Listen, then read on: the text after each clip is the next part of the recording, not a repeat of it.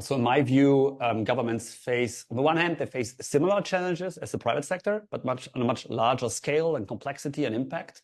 And then there are some unique ones, additional ones. So let's first look at these different challenges. So obviously, the attack surface that governments need to protect is much larger and much more heterogeneous than those of corporations, because they need to protect their own systems, their own people, their own staff, their own infrastructure.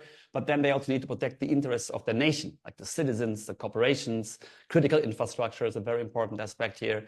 And they have a lot of these public-facing systems, election systems. So it's very hard for attackers to get their hands on these systems.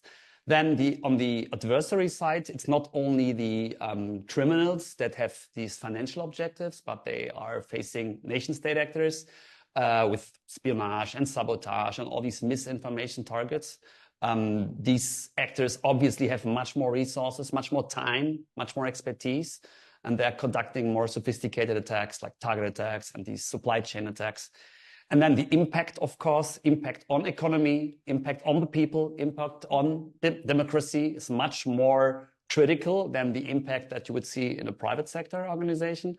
And then there are also some non-attack related challenges of governments where typically the private sector is in a better position, like fragmentation amongst the different agencies with knowledge sharing, information sharing problems and unclear responsibilities. I mean, we have that in organizations as well, yeah? But I think it is a much larger scale. Then obviously governments are much more constrained by regulatory and compliance requirements.